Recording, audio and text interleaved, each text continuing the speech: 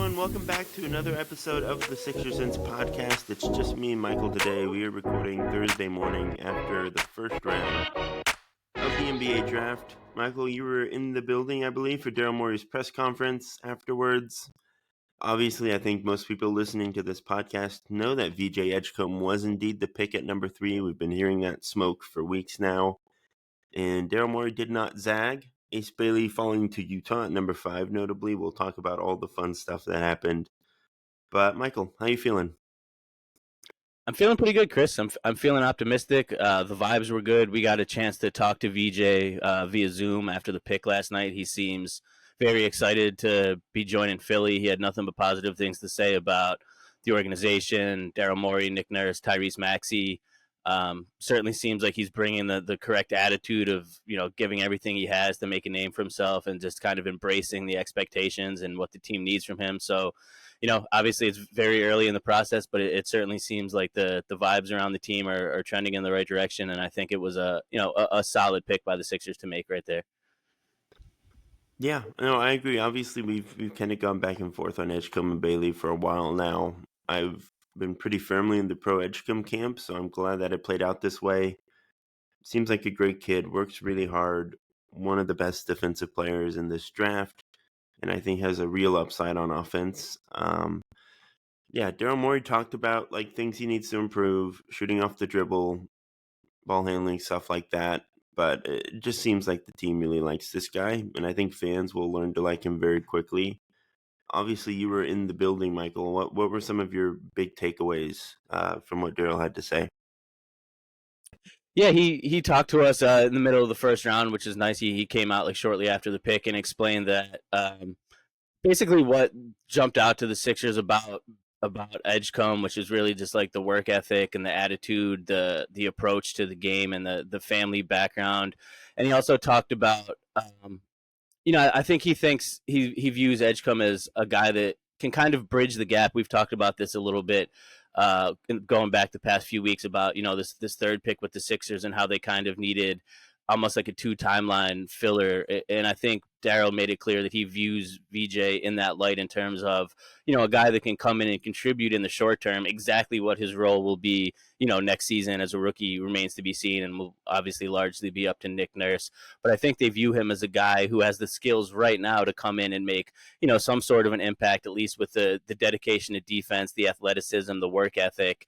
And then I think they also see him as a guy with a really high ceiling that, might take him a year, 2, 3 to get to that potential. But in addition to being a guy that can come in and contribute now, he's also a guy that they see as obviously a potential building block. I think Daryl last night referred to him as a potential all-star, a defensive demon, a two-way player, like all these positive attributes that they see him as a guy that can really grow into a building block for the team moving forward. Once they get past the Joel, Paul George era, you have now Maxey, McCain, and Edgecombe is a really solid guard trio. So I think overall the pick was just, I don't want to say safe, but I think that they're happy with, the potential that he has, what he brings immediately. And I think he views the floor of VJ as relatively high in terms of, even if he doesn't pan out to superstar levels, I think they're confident that they have a guy that can be, a solid 2-way contributor for this team for, years to come. Yeah, that all sounds right to me. I think Daryl's spot on. I mean, look, we've talked about it time and time again. He's pretty much aced the draft since he's been here, Jaden Springer notwithstanding. But I still believe in that pick in my heart. NBA champion Jaden Springer. That's right. I mean, I tried to tell everyone. So yeah, I mean, I have a pretty high level of confidence that VJ is going to be a very good player. He was number 6 on my board. He would have been higher on my Sixers specific board. I think it's a good pick. He's right in the tier with the other guys I would have considered. I think the ceiling is pretty substantial when you're that athletic and that strong.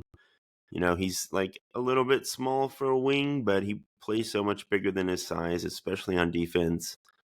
I know the Quentin Grimes thing kind of hangs over this as a similarly sized guard wing combo. He's maybe a little bit further along right now, but I think with Edgecombe's defense, there's pretty much no way that he's just not playing next season. He probably will come off the bench, maybe, get 20 minutes a game early on, but I wouldn't be surprised if he's very quickly working his way up the ladder. But yeah, also of note, Daryl Morey said that Ace Bailey's refusal to work out did not impact their decision. Michael, Yeah. do you think they're like down the road, whether it's with Ace or anyone else, that there might be someone that the Sixers regret passing on, or do you think you just feel really good about Edgecombe right now? Yeah, I mean, I think both things can happen, Chris, and that is a good point that you pointed. That Daryl said he actually said that he gives 0.0 percentage like thought process to the individual workouts. In a question about the report that VJ Edgecombe seemed a little bit nervous in his Sixers workout, and the Ace Bailey skipping, like how much that factored into their decision. He basically said it didn't, which is just I like when executives can be a little bit real and honest, and he was basically like, it's kind of a formality the teams do. And he said it's nice to get to go out to dinner with the guys and have a little bit of like one-on-one time and get to learn about them personally. But in terms of like the on-court work, he didn't pay too much attention to it. But yeah, Chris, I think both things can be true. I think you can be really excited about VJ and the prospects of a Sixer, but a question like that, we won't know for a couple years down the road. And I do think there's a world still where Ace Bailey turns into a world beater and like an all-star superstar player. And also another guy, I mean, me, I was really high on Trey Johnson. I think him sliding to Washington at 6 was a great get for them. I think that's another guy that has the potential to be like a really good scorer in the NBA. And 2-3 years down the road, if VJ seems to have kind of plateaued as like a defensive guy, effort, hustle, and one of those two guys develops into like a perennial all-star superstar offensive player, sure, I think there'll be some regret, but hindsight's always 2020. And in the short term, like in the immediate, I think VJ did feel like the safest and a pick like, you could always argue who was the better pick, but I don't think anyone is arguing about the fact that VJ is a solid selection. Like anything you've seen from media reports or just people reacting to it, it's been very, widely positively reacted to as a pick. So yeah, I mean, I think there's a world where one of those guys eventually maybe outshines where they were drafted and turns into a star, but that doesn't necessarily mean the Sixers made a bad pick. It just happens sometimes. And I think VJ has that same potential to be, an all-star level player down the road. So I do feel pretty good about it. And I think you do too. Yeah, no, I pretty much agree with everything you said. Obviously, it is definitely too early to know. Someone is going to break out in a way we don't expect. It always happens, whether it's Ace, who we kind of expect, or someone just completely out of the blue. Maybe it's Hinton Young, who we will talk about. But yeah, I feel really good about the VJ pick. I've seen a few draft like statistical models from guys that I like who like put him at number 2 behind Cooper in terms of projected impact. So like I think there's a real high ceiling here. I think the defense is a substantial advantage that he has over guys like Ace and Trey Johnson, where like even if the offense doesn't fully work out, he's going to be able to lean on the fact that he can just blow everything up on defense. He's not like a bad shooter. I think he gets like this rep as an unproven shooter type. He's not shooting off the dribble. That's certainly something he needs to improve on. But like he's a good spot up shooter. He shot really well down the stretch at Baylor over his last couple weeks. So I'm really not worried about that. The handle needs to improve, but he just is so quick and explosive getting downhill. I think he'll be able to create advantages one day. So yeah, I feel really good about this pick. One more notable thing from Daryl's presser, Michael, is that as we sort of predicted on the last episode, we finally got an update of sorts about Joel Embiid from Daryl Morey. Finally. I'll let you kind of have the floor for that one.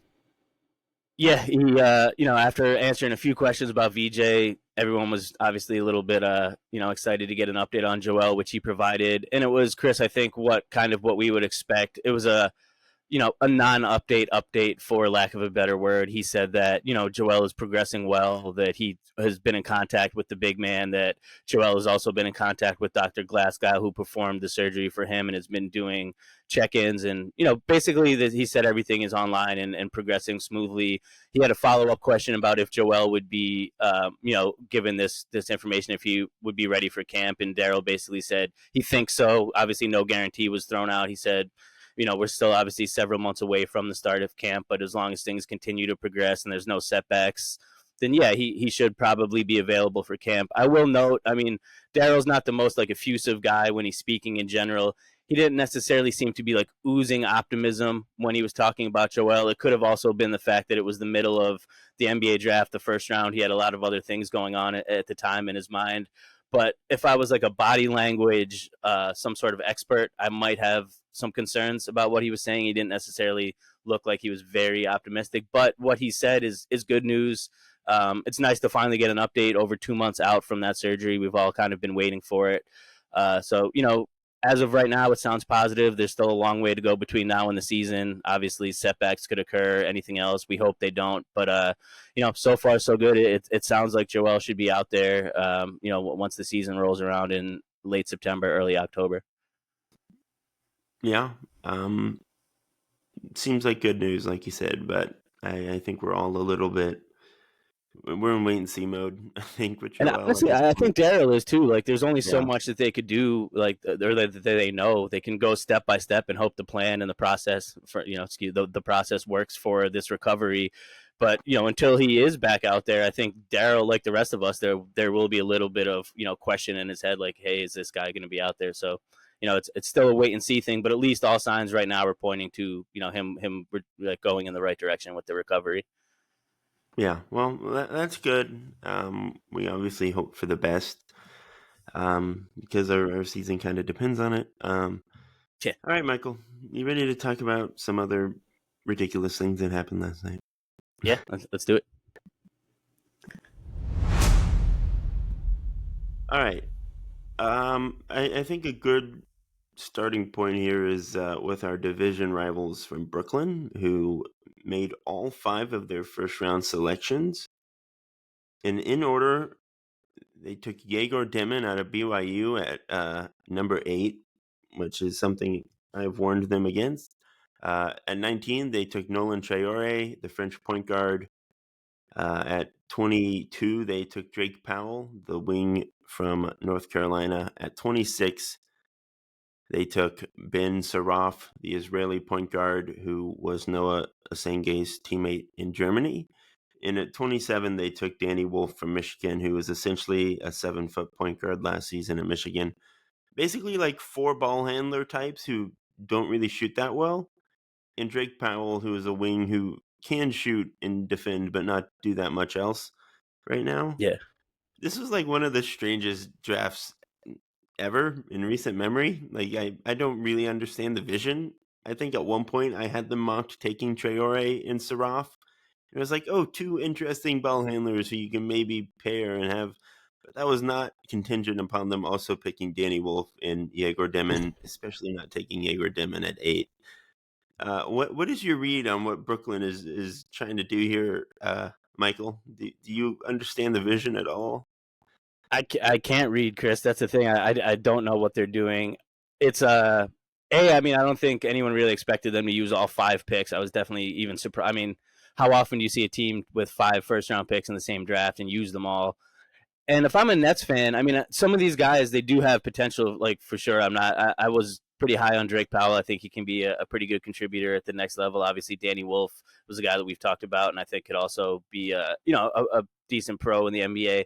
But if your team has 5 first round picks, I think you'd like to come away with the feeling of, at least we nailed one of these guys, and one of these guys has the potential to be an all-star, a future star. And I just don't know that you see that from, Demon obviously being their highest pick, and then down the list of the next 5. Like, I see some nice role pieces for sure, and guys that I think can develop into rotation players and contributors.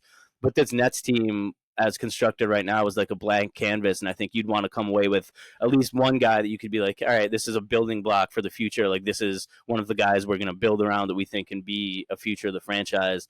And obviously things could change and players can develop, but to me, at least after that first round, I just didn't see that from Brooklyn. I saw a lot of role players get added to a team that kind of already has a lot of role players and rotation guys and not a lot of core pieces. So if I was a Brooklyn fan, I would be feeling maybe not so great about this draft haul. What about you, Chris?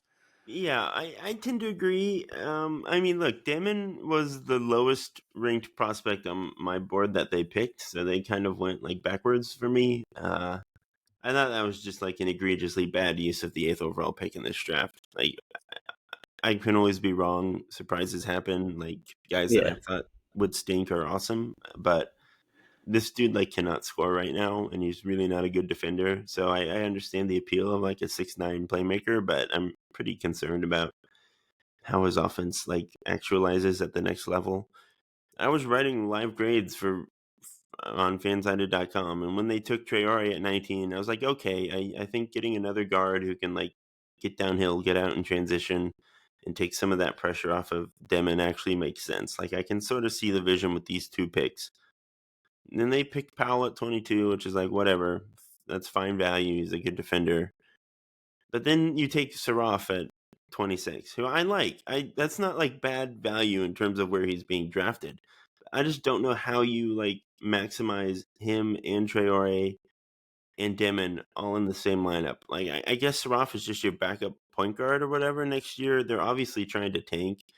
2026 draft is awesome and they're going to be really bad, so maybe that's like the benefit here, but I don't know. I just don't understand why you wouldn't pick guys who maybe better complement. If you're going to take Demon at 8 and that's like the guy you're sold on, then you should maybe use your other 4 picks to put guys around him who really fit a Yeah. specific way. Wolf, Saraf, Traore really all have their defensive concerns. Powell's a great defender, but that's really his only thing he's going to hang his hat on. Like, this is just not a very good offensive or defensive collection of players when put together. So I really don't. It kind of defies logic for me. Yeah, there just doesn't seem to be any cohesion or any plan. And I mean, I get it when you're in kind of where the Nets are. You're not necessarily drafting for fit. You're kind of drafting for talent. But even if you're drafting best available, Chris, I think that, like you said, I think the case could be made that in a lot of these spots, they didn't even take who would be the consensus like best available player. So, Yeah. I mean, we'll see. Their struggles technically as a division rival are good for the Sixers, but if you're a Brooklyn fan, I think you leave just kind of scratching your head, being like, "What are we doing?" Yeah, that summer league roster will be really fascinating. Yeah, they actually might be one of the more interesting summer league teams to watch. So that's what they were going for. All these guys are like Yeah. really awesome passers. So it's like I don't know if the ball movement will be off the chart. They'll pass. There'll be some highlight passes. They might not lead to finishes, but it's a fascinating group of 5 players. But I think the biggest surprise of the night was Hansen Young or Young Hansen. I don't know anymore. It's always been Hansen Young for me, but it was Young Hansen on the broadcast, going 16th overall to the Portland Trailblazers. I was watching the Ball live stream. Are you aware of YKB or whatever on Twitter? Yeah. I was watching his live stream, and there was some person in the comments named Chinese Chucky who was talking about how he saw a Blazer scout at one of Hansen Young's games in 2023. Seems like Portland obviously loves this guy and has been scouting him for a while. I mean, the GM Joe Cronin basically said the same thing. Like, they've been on him for a while. They wanted him to declare for the draft last year, and he didn't. So they clearly just loved him and thought someone further back in the first round might get to him before Portland could in the second round. So they went with their gut and took the 7-2 center from China. He's the highest drafted Chinese player since Yao Ming. Shout out to Yao. Also joins a roster with Donovan Clingan and DeAndre Ayton on it. He is pretty much, this is not someone who can play the 4. This is a true 5 big guy who's going to play drop coverage on defense. I love Hansen Young. I had him at 32 on my board, so it's not like as crazy of a reach for me as it may seem to others, but I don't really understand the fit in Portland specifically, but I mean, I love him. I appreciate just having the guts to just completely swerve like this, but yeah, I don't know. What were your reactions to this pick, Michael? Yeah, I think like a lot of people, Chris, it was a definite surprise. I was actually going to ask you where you had him ranked on your board. I was curious to hear that. So 32, like an early second round pick, which I think is what a lot of people expected this to be, like if anything, maybe a late first, early second round pick. Clearly, like you said, I mean, the Blazers see something in him specifically that they were really high on. I'm not going to, knock a scout. They obviously have watched him much more extensively than I have from just the highlights I've seen. To me, it kind of has some bust potential in this pick. I think a reach of that magnitude. Some of the international Asian big men that have come over in the past have had trouble. I mean, obviously not talking about Yao, but there's some of the other guys kind of just adapting and having longevity in the NBA. Hopefully that won't be an issue for him. He, put up solid numbers in the CBA league that he was playing in China. But Yeah, I mean, to me, I think it was definitely a little bit of a reach, and I think I'm not going to say the highest bust potential, especially once you get out of that lottery. I don't like throwing the bust label around because at that point you're kind of just trying to, find guys that stick out to you. It's not like they passed on Cooper flagged it to add him or anything, but I do think there's a world where a year or two down the road they might end up regretting this pick. But at the same time, who knows? Maybe he pans out. He does have a good skill set. We've talked about him a little bit before, and you've broken down the things that he does well. So the fit also to me is a little questionable. I think Portland has some decent center depth. I guess clearly they're not super confident in the guys that they already had moving forward and wanted to bolster that front court. So, it'll be interesting. I think the Blazers are a team to watch kind of moving forward. They have a lot of young pieces obviously they making moves, brought Drew Holiday in, traded out Anthony Simon. So, I don't know exactly what's going on in Portland, but that pick for sure was a head scratcher for me at the time when Adam Silver announced it. Yeah. I mean, like, I don't see any way where he's really playing next year, so it's going to take a while for us to really have a judgment on this pick properly. But I mean, like, I had him in the same tier as I think my 24th guy. Like, I could have totally gotten behind picking Young in the late first round. I wouldn't have had an issue. Really, if it was a different team at 16 making this gamble, I could have maybe seen the vision a bit more. But, I mean, you just took Klingon 7th overall a year ago. He was pretty darn good as a rookie, and it's pretty clear that he's going to be a good, like, starting caliber center for your team. So at like best right now, you're maybe taking your backup center, or you're taking a guy who, if he pans out the way you hope, you're just gonna have to either trade him or Klingon down the line. Like, this seems a little like a misallocation of resources to me. I mean, they had great picks on the board here. Yakutronis is a guy I've like pinned to Portland for a while as a really good fit for them. Jace Richardson, all these guys who would have been probably better value picks, but is what it is. It was a fascinating swing. I commend the balls it took to do that. Another mild surprise, Michael, was Colin Murray Boyles going to Toronto at 9. I think most reporting was that his range started at 10 with Phoenix. Makes a lot of sense, just as far as the kind of guys Toronto likes to draft. I think that honestly might worry me a little bit because there's a lot of overlap between him and other guys like Scotty Barnes on that roster. But long, super athletic defender who can get downhill and finish really well at the rim, play make a little bit. What were your thoughts on Toronto kind of zagging at 9? We had heard Noah Essengay for a few days now as like the obvious favorite to go to Toronto. That was kind of the buzz at the moment, which obviously I would have been behind that as well. But what were your thoughts on CMB going to Toronto at 9? I think Toronto's front office must have been reading your stuff, Chris. Hey, But I mean, yeah. nah, I like it. I mean, CMB to me was a guy that wasn't on my radar for the Sixers that early in the draft, but he is a guy that I think if you're a team, out of that top 8, like you said, the 9 to the 10 area, that I think he's really worth taking a flyer on. Not even to say a flyer, but I mean, there's clear concerns about the offensive end, but arguably the best defender in the draft. Still a guy that can contribute offensively as a finisher and a playmaker. And like you said, I think he kind of just fits the mold, dating back to like the Nick Nurse days in Toronto. Even obviously Nick Nurse is now here with us in Philly, but the mold of just kind of like longer athletic wing guys that can get out in transition, versatility on defense, kind of switch across multiple positions. And I think he really fits that role. It'll be interesting, like you kind of alluded to see kind of where he ends up falling in that rotation between, like Scotty Barnes has been there kind of like point forward, power forward type guy, Podol, RJ Barrett, like the guys that they have on the roster.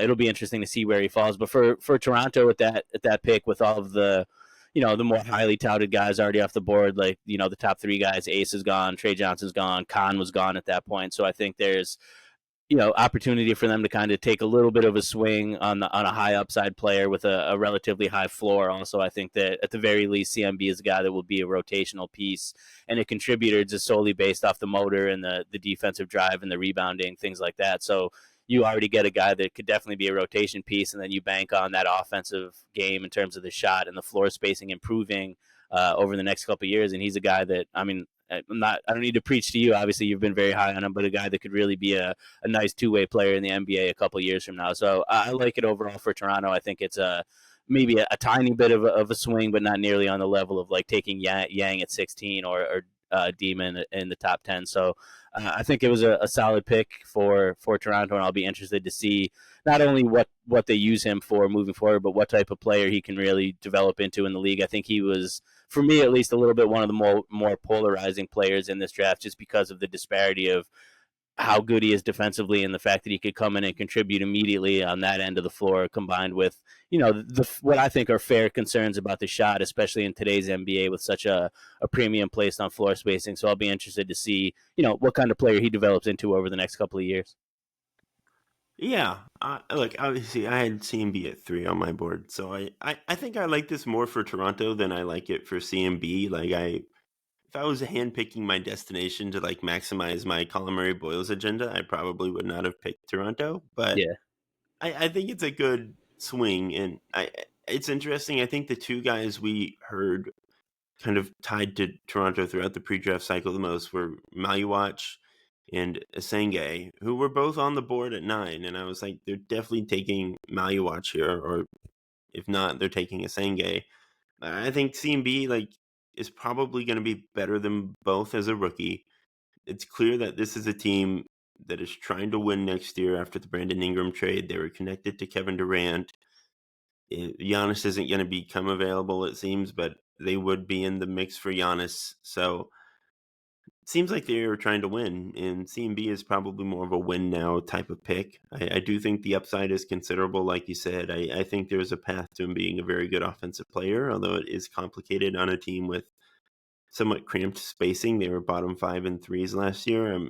Again, it's not like my favorite CMB destination, but the defense is going to be pretty crazy with him and Scotty Barnes. Like they're going to get some stops. Pirtle's a great rim protector if they can find ways to play those guys together. If he's like a small ball backup 5, that could be pretty interesting. He did a lot of small ball 5 work at South Carolina. Maybe that's kind of their vision with all this length they have on the roster. I can get behind that. So yeah, it's an interesting fit. I hope it works out for my own personal agenda. Let's talk about New Orleans, Michael, because they traded their unprotected 2026 first-round pick to the Atlanta Hawks to move from number 23 to number 13 and select Derik Queen. I think we both like Derik Queen a lot. Yeah. I don't know if I want Derik Queen, Zion Williamson, and Jeremiah Fears. 3 players I like who are very good. I love Fears and Queens. I don't know if I want those 3 guys together on the floor. I don't know if that's like the way to maximize them. I'm definitely not trading my unprotected first round pick as a 21-win team to move up 10 spots to get Derik Queen. What was your reaction to this news? A 21-win team that doesn't project to necessarily be much better in a very competitive Western Conference next season, Chris. And I'm there with you. I think, to me, out of all the moves we've talked about in this draft so far that have been a little bit, head scratching, I think this would be the biggest one. And like you said, that's not a knock on Derik Queen. I do think that he has the potential to be, a really good NBA player. I think 13 is like a good range for him. I'm happy with the value in terms of doing that. But the fit in, like you said, in New Orleans with Zion already there, and some of the pieces they have is a little questionable. And B, I mean, first round draft picks in the NBA are gold. That's like the premier asset that you could have as an organization, and trading that away to move up 10 spots in a draft to select a guy that's good, but next year I think they are obviously really going to regret that move. I don't really see a world where this Pelicans team is a top 6 team in the West next season and competing for like a playoff spot. I think they'll probably be right back in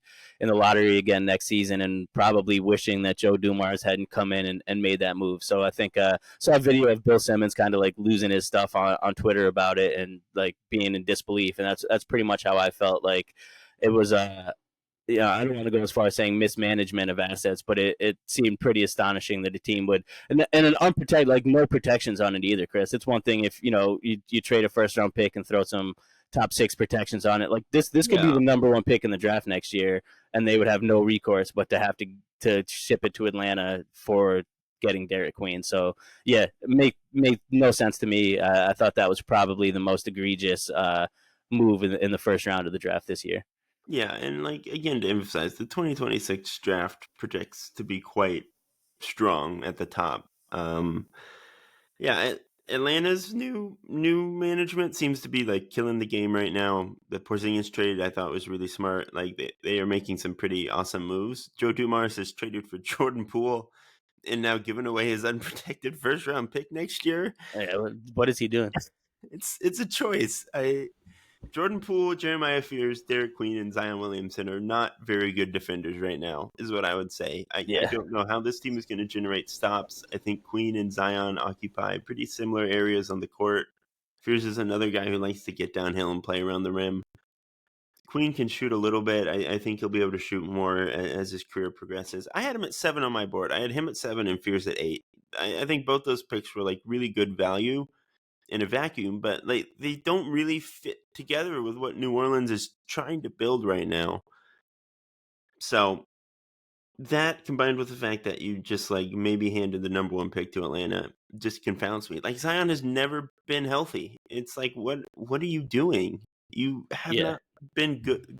You're not good enough for that. It's a crazy.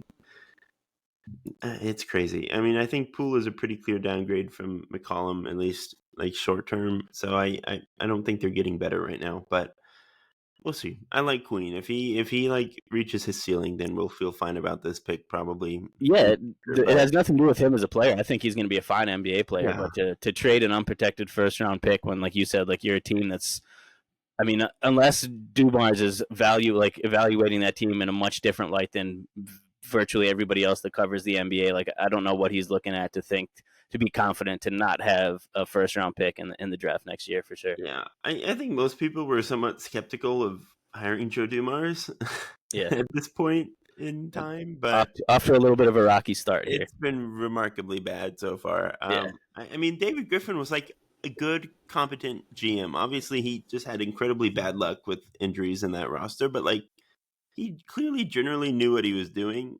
And I don't know if we can say the same for Joe Dumars right now. So yeah. I feel bad for New Orleans fans. I want the Pelicans to be good, man. I love New Orleans as a city. Like I just feel like it would be really cool for them if the Pelicans were actually good. You know? Yeah, they definitely deserve it. Um, we'll see. Again, I like Queen a lot, so I'm not completely writing this one off, but it just seems unreasonably risky. All right, Jace Richardson was maybe the big faller on Wednesday night. Michael, he fell all the way to Orlando at 25, which is in my book like the absolute perfect fit. Yeah. What were your thoughts on that? And do you know how many teams are going to regret passing on this guy? Yeah, I had the same thought as you, Chris. Like I thought that.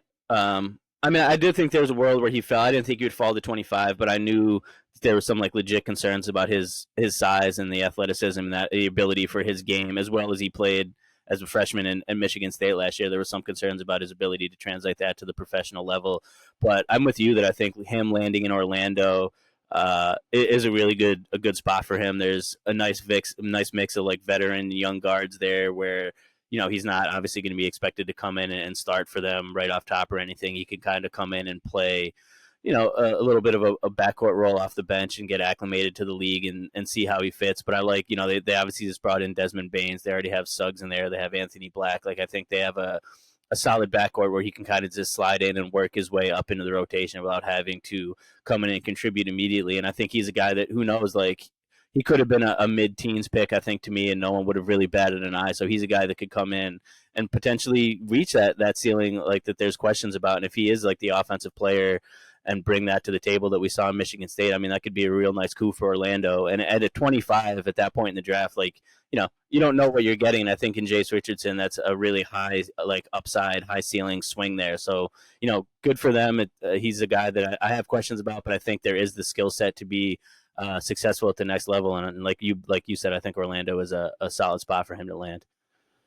Yeah, I mean, like, this is a guy who, like, when Orlando had the 16th pick still before the Bain trade, I was like, they should definitely take Jace Richardson if he's Yeah. available there. I think I mocked him at Miami to 20. I just couldn't see him falling that much further. I understand the size concerns. It's totally valid in today's league, and he didn't really play point guard, so there's maybe a limited market for 6'2" like combo guards. But I mean, he's such a perfect fit for Orlando. They have, like you said, everyone in the backcourt and the front court is just super long and a really high level defender, so they'll be able to insulate him on that end. And then he's like just such a talented and gifted off ball scorer. Really has sharp instincts, can shoot the ball. They need as much of that as they can get. Like him and Desmond Bain are going to have a real profound impact on that offense, I think. So I would expect Jace to play pretty soon and to do really well. Like I think that's an all rookie candidate type of situation for him. So Yeah, I think he'll get opportunity right from the jump, and it's one of those situations where, like, if he can seize that, like, it wouldn't be shocking to see him playing 20 plus minutes for that team, like by the end of the season. yeah, I think it's really great value. That's one of my favorite picks of the draft. Easy. Another slight surprise was Kaman Maluash falling to 10 to Phoenix. And then they also turned around and traded for Mark Williams with 2 future first round picks. So the 29th pick, which turned out to be Liam McNeely, and a 2029 first round pick. So they have Mark Williams and Kaman Maluach in Phoenix now, Michael. What are your thoughts on that? I like the Maluash pick a lot, Chris. I think that's a really solid selection for the value of where they got him. Coupling it with a Mark Williams trade that you give up 2 future first rounders is kind of where I drew the line in a little bit of skepticism. I don't know why they did both. And to me, it honestly just seems like a move that's like too little too late. Like I was saying for 2+ years when during the Durant era, if we can even call it that, during the time in Phoenix, that they needed, better center production. I think they just needed better, like, kind of roster construction in general. Like a clear cut point guard. They obviously ended up going out and getting Tyus Jones eventually, but I think they just would have benefited at that time when they had, Booker, Beal, and Durant on the wings, more like better center production, and they didn't have it. And now Durant's gone. They're kind of in this weird limbo of like, are they going to rebuild? Are they going to retool around Devin Booker? And now they have 2 guys in Mark Williams and Maluash who I think are going to be, serviceable potential NBA centers. Coupling them together, basically, I'm not a fan of the Mark Williams trade, I guess, is what I'm trying to say. But the Maluash selection, I think, was a solid pick for them at the value that they got him at. Yeah. I tend to agree. I thought Maluach was like an awesome outcome for them. That was like Yeah, not something we expected to be possible. I don't think anyone thought he would get past Toronto at 9. So that was like a great outcome for Phoenix. Mark Williams is a good player. I understand like you've just had such a crappy center depth chart for years. Maybe like Maluach might not be a 30-minute a game starting center as a rookie. He yeah, probably won't be. that's So fair. if you view Mark Williams as like your bridge guy there, I can understand that. I think that makes some level of sense, but Mark Williams is like pretty young and is gonna need a pretty reasonable payday eventually. And like I don't know if that was the right pick, giving up 2 first rounders for Yeah. Mark Williams. That was, I agree, maybe a misallocation of resources, but I like Maluach a lot.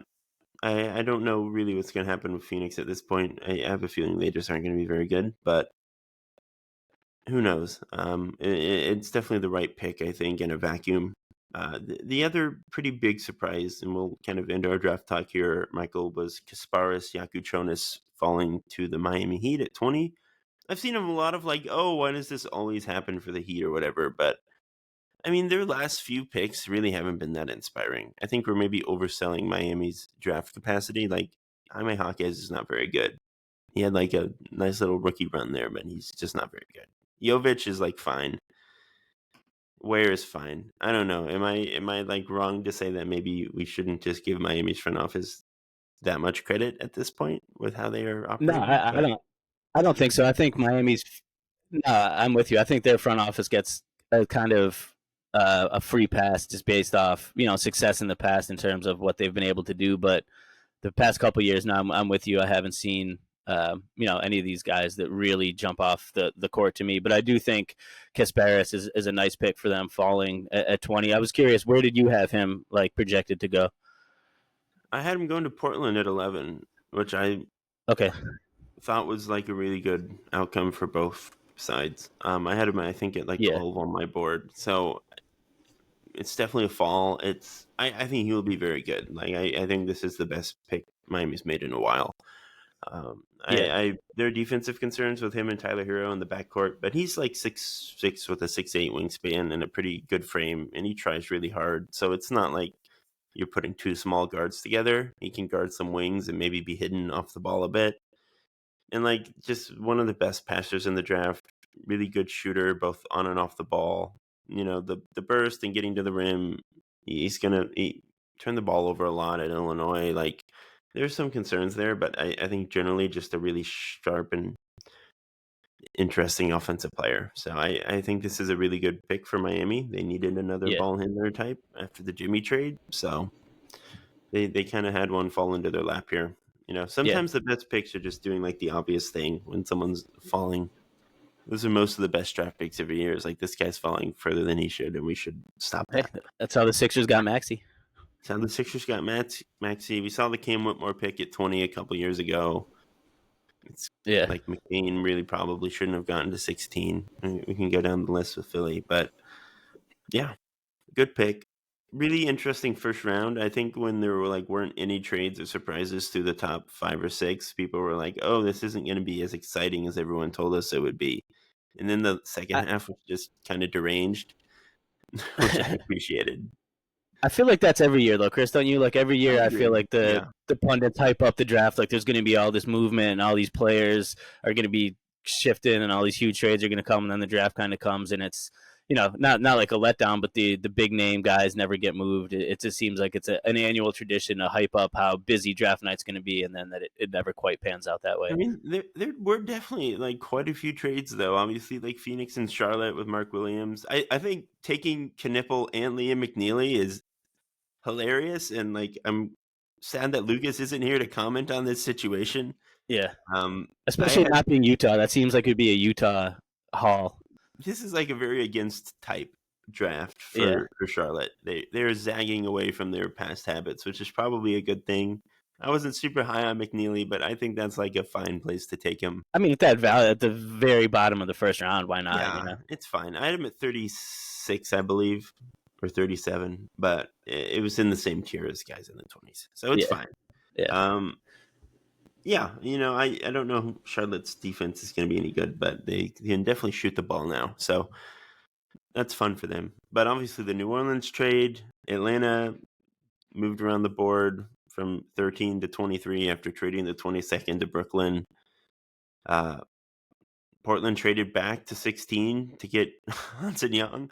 They had the 11th pick, which they traded to Memphis, which was Cedric Coward, which was fine, maybe a little bit high for my taste. I had him at 18, but that seems like a Memphis pick. So yeah, there's some movement for sure. Like it was not like the established players. Like there was no Jaylen Brown trade, no Paul George trade, obviously. Nothing like that. But yeah, definitely a lot of movement in the first round, which helps keep us on our toes. There was that like random report that I don't really trust that Boston wanted to move into the lottery for Yakutronis. Yeah. So maybe the Heat finally have their big trade chip for a big star. There you go. Derek White, maybe Jaylen Brown to Miami. Not impossible. Hey. But yeah. Do you want to do anything for around the NBA, Michael? Anything you want to talk about? We haven't really talked about the Durant trade. Maybe we should do that real quick. Yeah, we can do it. All right. Kevin Durant is a Houston Rocket. Jalen Green, the 10th overall pick, and Dillon Brooks was the return for Phoenix. So Dillon Brooks, Jalen Green, and Kamal Maliwatch for Kevin Durant. How are you feeling about that, Michael? It's been a while. I feel pretty good if I'm the Rockets. I think you gave up, especially considering, obviously Durant's on the tail end here, but considering some of the other packages that the players have got, even just looking back like Desmond Bane, I thought the value that the Rockets had to give up to get Durant was fair. Like I feel like if you're Houston's front office, you feel pretty good about bringing him in. And, the team they have now, man, I like that Rockets team a lot. I think that having a go-to guy on the offensive end to get you buckets where Jalen Green kind of faltered at times in terms of like the reliability and the consistency on the offensive end is like a go-to scorer. You have one of the all-time best most reliable scorers in the history of the NBA now in that roster, surrounded by like length and athleticism. Obviously, like Sengun, Jabari Smith, Thompson, Eason, Steven Adams, and like they brought him back, I think, on a new deal. Like just like a lot of size and length for that Rockets team, and now combine that with a guy that is just a killer on the offensive end, and a Western Conference where the Rockets already made some serious noise last season and made it into like a postseason run. I think Durant makes them better. You can see why I think he really wanted to go there. I think some of the reporting suggested like that he was really kind of trying to push his way there. And it makes sense from his perspective. Are they like a legit championship contender? That remains to be seen. I think that'll depend obviously on the development of some of the younger guys, obviously like Thompson and Sengun and Jabari. But on paper, I really like what they did.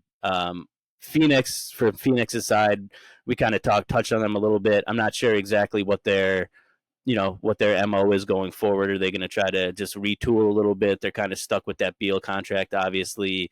Some question marks about them moving forward. So from Phoenix's perspective, I think you probably maybe could have got a little bit more and felt better about it. But from Houston's side, I definitely like the fit, and I feel good about how much they had to give up to land KD.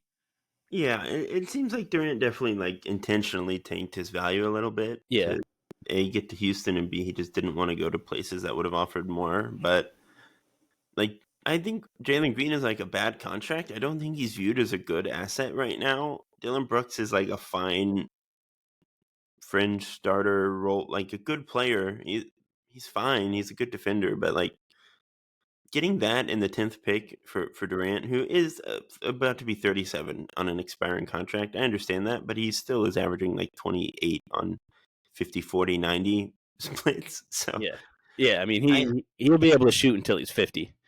I do think this turns Houston into a pretty significant threat to Oklahoma City. Those guys are still getting better. I think we can reasonably expect Amin Thompson to get better next season. Same for Tari Eason. They're going to be playing Reed Shepherd more now because some of those backcourt minutes opened up. Sengun's still getting better. I think they're on the rise. So I think it's a good place for Kevin Durant to finish his career. I think it was a good business move on his part to get there. Yeah, I don't know what Phoenix is doing. Like Jalen Green and Devin Booker is not. That's not who I want for Devin Booker in my backcourt, to be completely frank. But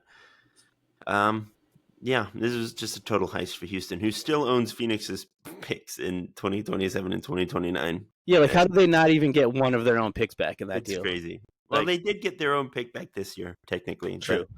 That is already settled, and it's not number one or anything. So yeah, it's confusing. But all right, is there anything else you want to talk about? I mean, Atlanta. Is Atlanta going to be good next year? Like Porzingis, Jalen Johnson, Risha Shea, Dyson Daniels, Trae Young is a pretty compelling starting five. I was gonna say I was actually just looking at Atlanta's depth chart when we were talking about the moves, and I do like. I mean, I think depth is a concern when you look at it. It kind of sticks off the page. Like they do have a really solid starting five with the defensive and the length, and obviously Trae is the engine initiating. I think there are a little bit of concerns about their depth, but in the way the East is going to be so open next season, like I think they could definitely be a team that you all of a sudden are, you're not really thinking about, but then you look and they're in the top, in that top six conversation for a playoff spot. So yeah, I like what they've done under the new management. Like you said, they seem to be going in the right direction as opposed to a team like the Pelicans or maybe even the Suns, where you're kind of just left like wondering, what the heck are they doing? I do like what the Hawks have done so far this offseason. I think they're trending in the right direction, at least. Are they going to be a legit contender? That remains to be seen, but I do think they're making moves to make themselves competitive in the Eastern Conference. Yeah, I agree. I mean, I continue to be not sure what the Pelicans are doing, but yeah, I mean, look, I think the Atlanta Hawks are going to be maybe surprising next year. Is my take. I still believe in Trae Young. I think more than most people do. I do. I think Kristaps is a pretty awesome fit there, both defensively and offensively. You take Asa Newell at 23, who's like a local kid who played at Georgia. I think that's good value. I think he's going to really benefit from playing next to Trae Young. I think that was like a pretty perfect outcome for Newell, frankly, beyond like the sentimental factors. And yeah, like I buy Risha Shea stock. He was awesome last year. I was wrong on that evaluation. Jalen Johnson, when he's healthy, is a legit second star, like fringe all-star type of player. Dyson Daniels, almost won Defensive Player of the Year. Like, they have some real pieces. Like, they're going to get stops. They have struggled in that department of late, but I think this is going to be a pretty decent defensive unit. Yeah. So I really think the Hawks could make some noise. Them and Orlando, I They're like might the surprise upstart folks with teams. how high they finish next year, I think. Yeah, I would agree with you there. Cool. All I right. was just looking. I wanted to do a quick wrap up here since obviously it's right after the draft with the Edgecombe talk. The Sixers sent out the PR email announcing the pick and everything officially. I didn't even really notice it. I guess it came like kind of later last night after the first round ended. But I was just laughing. I was reading over it. It sounds like they've heard some of the concerns from Sixers fans about him, about Edgecombe, like the offensive and then the shooting concerns, because they dedicated this specific paragraph in this to.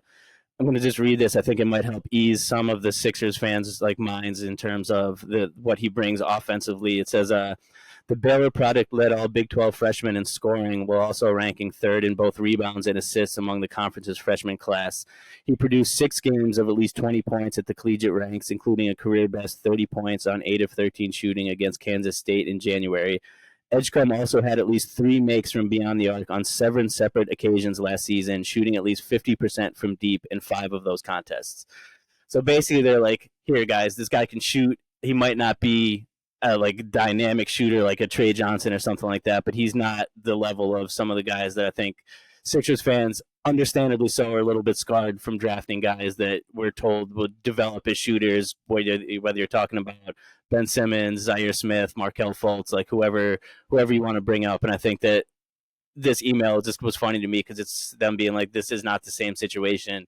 This is a guy, sure, he can improve as a shooter, but the ability as an offensive player is already there, which I think is the truth. So, Yeah. to add to the conversation about Edgecombe, and you touched on this earlier when we were first talking about him, and I kind of wanted to piggyback off it there. Like, I don't think he's certainly not like a lost cause as a shooter or anything like that. Like, I think all the potential is there on the offensive end, and combining that with the defense, I think the only real complaint I think that you could have about this pick would be if you're really getting into the fit situation with the Sixers, which Morey made clear, weeks ahead of the draft that they were going to be drafting for best available. So I think that's another reason just to, be excited about what this kid can bring. Like, it's not a kid that we're not talking Ben Simmons 2.0. It's not like a kid that can't shoot. Like, he was pretty prolific from 3-point range in college, and it's just a thing that he needs to continue to develop at the next level.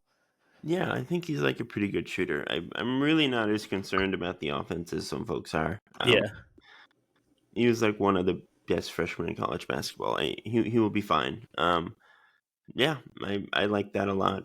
I'm very pro Edgecombe. I'm really excited to have him on the team. Again, like him, Maxey, and McCain are just like incredibly wholesome and cool dudes. So I'm just excited to have like positive vibes in the locker room for once. Yeah. We might still need to like get past some of the old age stuff over these next few years, but I think like the vibes are pretty strong moving forward. It's clear that they're like putting an emphasis on bringing in good culture guys and trying to like hardworking types who will like bring a good energy to the gym, Yeah. which is what they need. So And it's hard to do, but I really think they're doing a decent job of straddling like like what the Warriors kind of tried to balance back in the day. Obviously, they haven't had the success of the Warriors, but where you're still competitive with the older guard of Paul George and Joel, but then you're also really doing a good job of infusing this roster with some young talent that's also, like you said, Chris, happens to be extremely likable. So I think I think the future for the Sixers, regardless of like the short term, I think that they have some pieces that you could feel really good about moving forward for sure.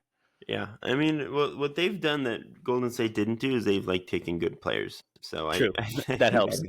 Yeah, Like, yeah, so I'm very excited about Edgecombe and McCain next year. I'm cautiously optimistic about what the Sixers season might look like. We'll have all summer to talk about it, but for now, we're going to sign off. Thanks as always, everyone, for tuning in to the Sixer Sense podcast. Like, subscribe, follow along. We are on Twitter at Sixer Sense. I'm at Kline NBA. Michael is at the real Mike KB. You can follow Lucas, who's on vacation this week, at Coach J_20. You can subscribe and follow us on YouTube. All our videos are there, our shorts. You can watch our lovely faces speaking to you about Sixers basketball every week, which is just, I'm sure, so great. Who wouldn't want that? I mean, honestly, as always, everyone, sincerely thank you for tuning in. We're really excited about Edgecombe, and we'll have a lot to talk about when we come back this weekend with free agency right around the corner here, Michael. So, yeah, it's the fun time of the offseason. I was going to say it's going to be a busy summer. Yeah. Quentin Grimes, hopefully, signing here in the near future. That'll be fun. All right. Peace out, everyone, and we'll talk to you soon. Peace.